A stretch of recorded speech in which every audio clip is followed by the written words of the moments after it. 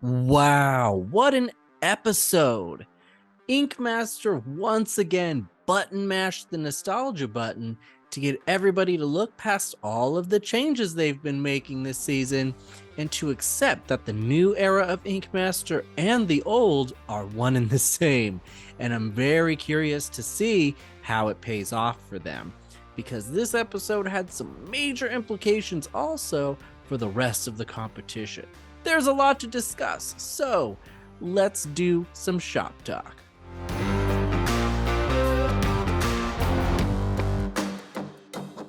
Episode 4 was titled Match a Master, where the contestants had to tattoo against returning winners of Ink Master, people who are already Ink Master.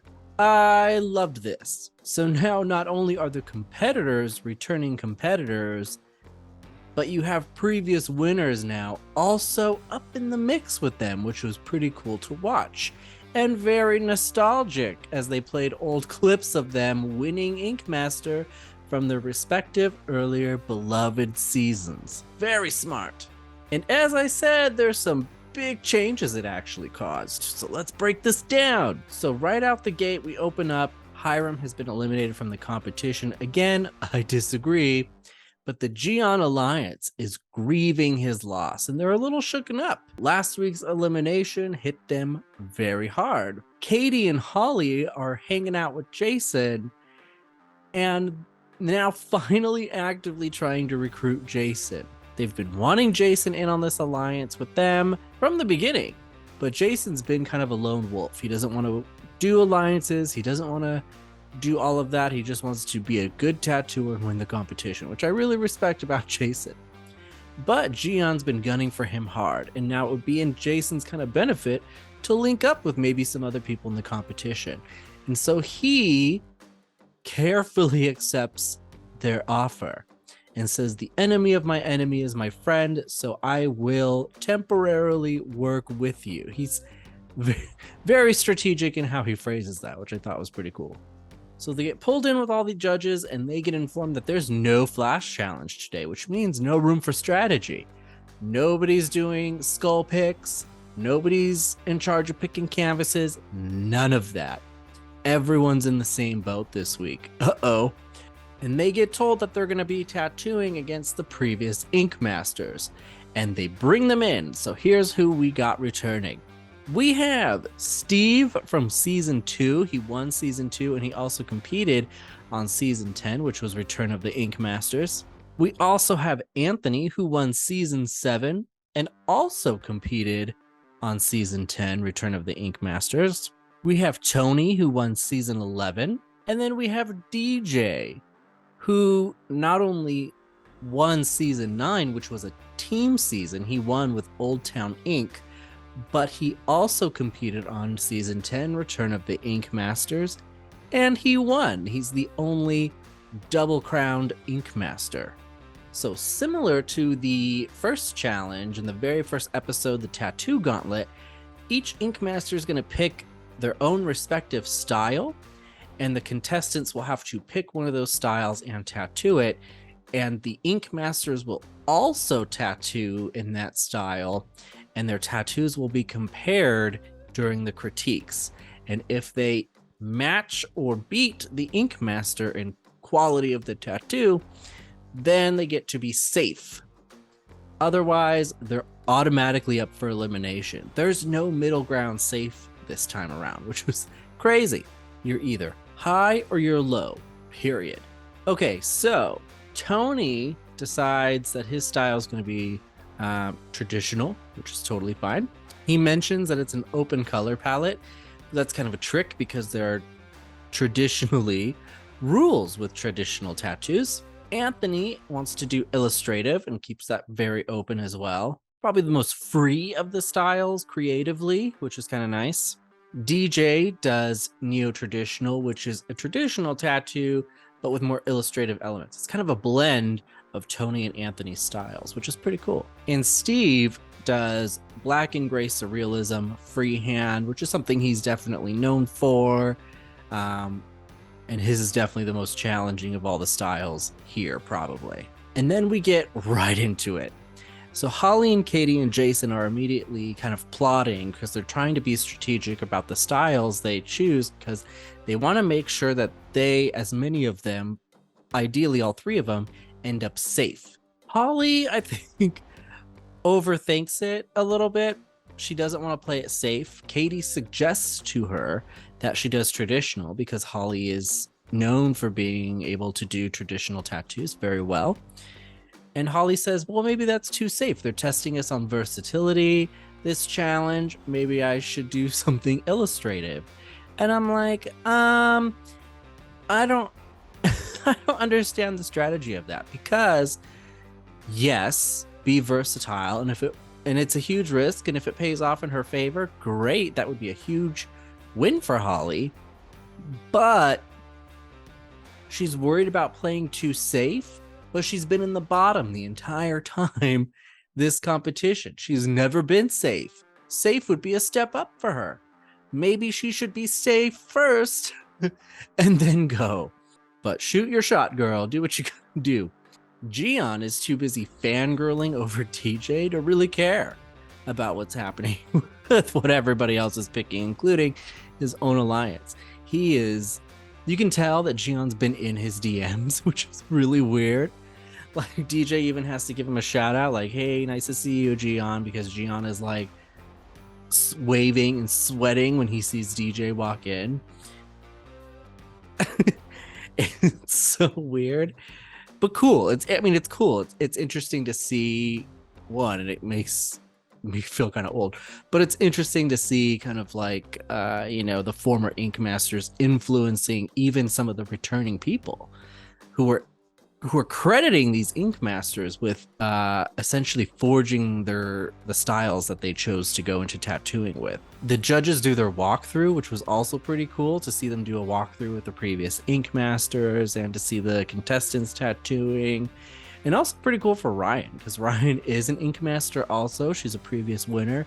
And so now she's kind of hanging out with her contemporaries, like other winners and things like that, and not really having to worry about judging them, which was pretty cool. So let's jump right to the critiques, okay? Angel, Bob, and Holly all chose illustrative, meaning they all went up against Anthony. Anthony did an illustrative tattoo of a Reaper wolf, which looked awesome. I kind of wanted it for myself. I thought it was such a cool tattoo. Angel's tattoo is critiqued first. Everybody got okay-ish critiques no matter what. But you could tell Angel was in trouble. And I gotta say, it's a really cool tattoo. I wouldn't mind wearing hers either. But comparatively to Anthony's, it isn't as dynamic. It isn't as striking. So I agree. So they said that Angel does not match up to Anthony, and she's automatically up for elimination. Ouch. And this is now her second time after last week. Double ouch.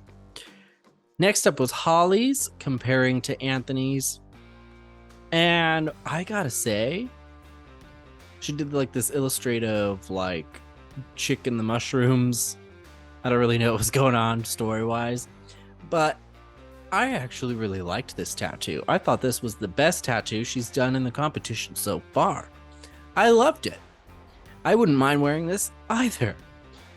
Nico brought up the eyes looked cross-eyed in it, and I have to say I disagree. I didn't think they looked that way at all. Maybe it's the picture, maybe it's just the way I'm looking at it, maybe I'm cross-eyed. I don't know. I was on the fence with Holly, to be honest. I think it looked great enough, and the color and how crisp it was, and how beautiful that face looked. Like, I think I might have given her the pass. But the judges disagreed. They really liked her tattoo, but they still put her up for elimination. Wow.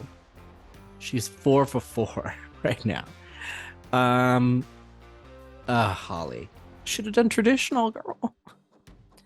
But I loved this tattoo. I thought it was so good. Then there was Bob's, which was mind-blowingly good. If I had been this canvas, I think I would have just imploded, because this is such a cool tattoo to have. And the fact that he just designed it and colored it, threw it on the eye in the time crunch. Oh my gosh, this is such a cool tattoo.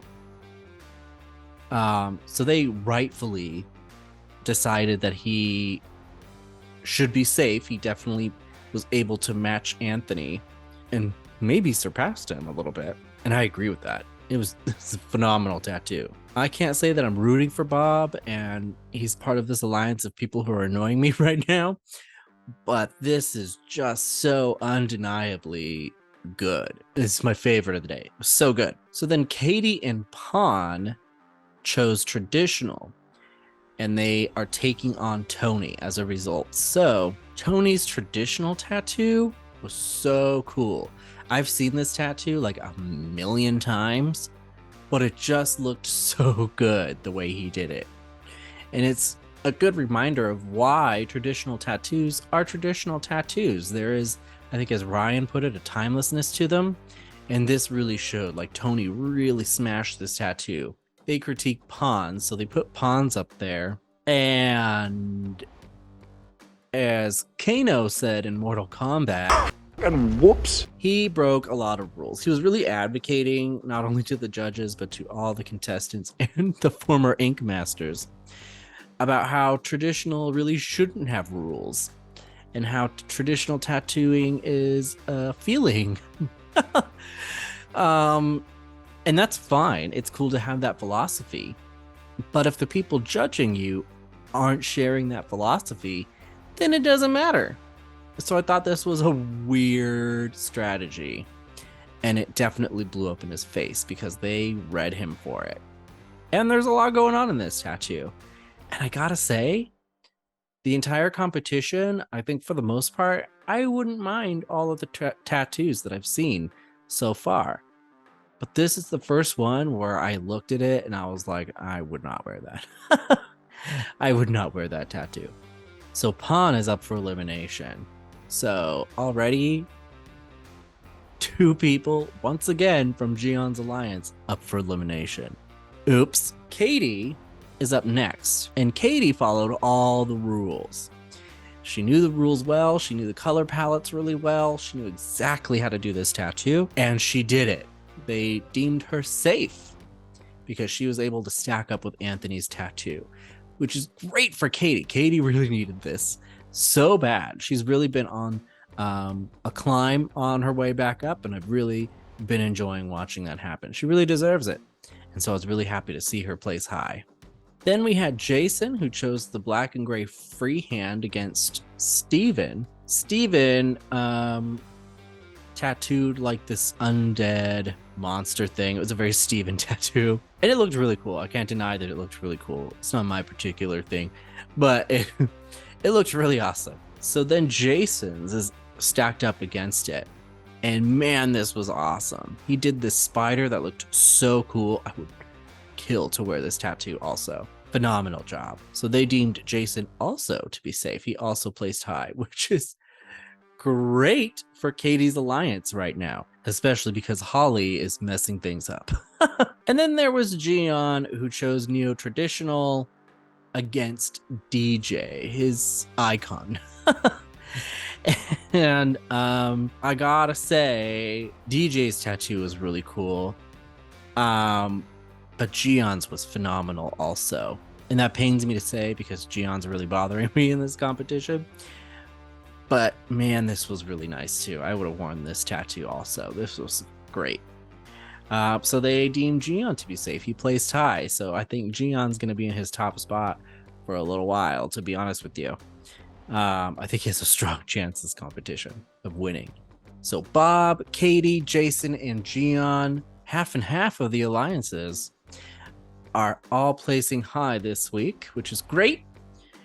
And our bottom 3 up for elimination are Angel, Pon, and Holly. Holly's 4th time in the bottom, Angel's 2nd, Pon's 1st, I believe. So the bottom 3 are told that they have to have a face-off tattoo, where they have to freehand a tattoo on a canvas. Steve must be like super excited. Pon is super angry. He said he had one of the best tattoos of the day and shouldn't be there, which to me sounds completely delusional. Holly, I think, is in a weird spot because she took a big risk to display her versatility, and she got actually really good critiques for it. It just didn't quite outmatch the Ink Master she was taking on, which I can tell she's probably sweating being in the bottom again. She's probably not happy about it, but she's taking it in stride. And she is maximizing her alliance because she's pulling tips from Jason. Like, Jason's really helping her out and giving her some tips about color and things like that, which are really going to help her. So they fully tattoo. All the other contestants take a look at them. They're all kind of discussing, waiting for the critiques. The previous Ink Masters are discussing it. And they have problems immediately with Holly and Angels, but they really don't like Angels, which I was kind of surprised at. And they basically all say if it was up to them, Angel would be going home. And that really shakes up the Cheon Alliance, right? Because they might lose another one. And Bob begins to freak out. So he goes immediately to Angel, also probably because the producers told him to, and tells her that they're not feeling her tattoo, that she may actually be in trouble, and tries to like boost her up. So, critiquing the bottom 3 tattoos in their freehand face-off, first up was Pon, who did a pug, which is near and dear to my heart. I have a pug myself. I'm a big pug stan. I love pugs. And this was a radically wild pug. The judges pointed out some problems anatomically with it, and I have to agree, that jumped out to me as soon as I saw it as well.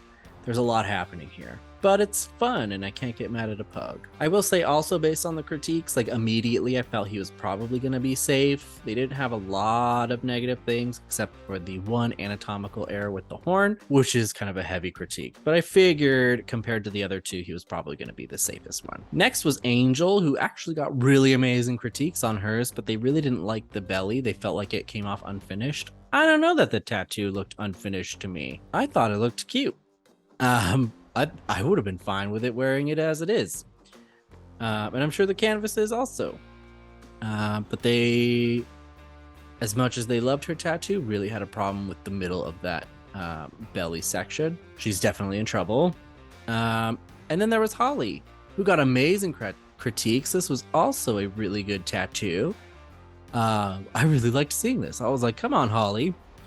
But Ryan really has it in for Holly. I don't know if she's just irritated by how many times she's slipping up or what, but Ryan really came in hard for her. And when Ryan gave her reasons why about the tattoos feeling like 2 different tattoos by 2 different versions of Holly smashed together, I could see that. But still, I thought it looked fine. Then, just as they're about to vote for somebody to go home, the master of chaos himself, Dave, shows up to deliver a twist. So he reveals that the 4 Ink Masters who returned this episode can return to the competition as a whole if they would like, which is a weird thing to spring on them. I feel like they had to have known there was a possibility of them staying the whole filming time. Because, I mean, they have lives, they have jobs. It seemed weird to claim that they had no idea that they could potentially return. I don't know. Maybe they told them that they could be potentially there the entire time doing something else, and the surprise was that they would be competing if they chose to stay. I don't know. And in theory, I was like, wow, that's really cool. But then I was like, is it? One, they already won. They already had their time. Why bring these other people back for previous seasons for another shot if you're potentially just going to hand it to somebody who's already won? And these people are good. I think it's a high possibility one of the former Ink Masters could win. Also, they're also all going to be judged by Ryan Ashley. Ryan Ashley's also a winner of Ink Master. So what is the standard? If you win Ink Master, are you able to return as a judge and a contestant and then just be able to judge each other. I don't know. It just seems weird to me. Also, they already did like a winner's season. Why not just do another winner's season and then bring them back? Why does it have to be now? Because you need to pull in people to keep watching the new era of Ink Master, which I think is why they're pulling this stunt. But it just seems like a weird way to do it. And 3 of the returning Ink Masters have already competed twice. One of those people won both times. So why would they want to do it again? I mean, I'm expecting some, if not all of them, to say yes, but what for? Especially DJ. He's won twice. Why does he need to do it again? I don't know. I don't mind that they compete again. I just think it creates some really weird dynamics and some weird boundary issue. I don't know.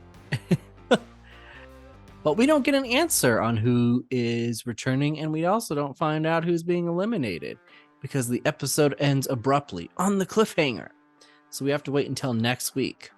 And I'm going to talk about the scoreboard and where everybody ranks and all of that in a second. But first, let's see how people reacted on Twitter. It's time for Top Tweets.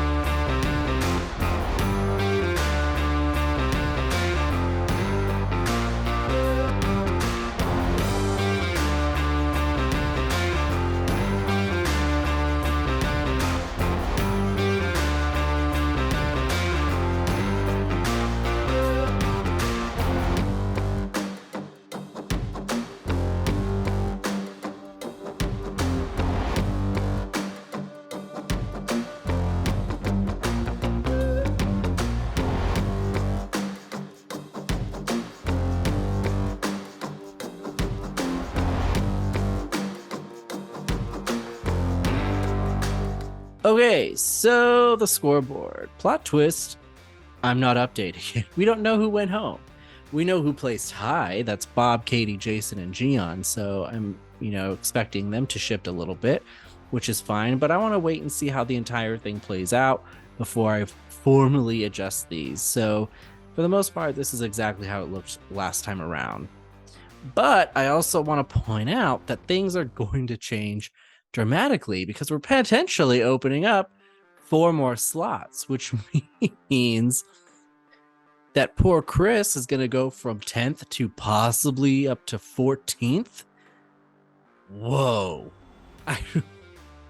And it'll be interesting to see if the people who have been holding strong, like Bob and Gian, for example, if they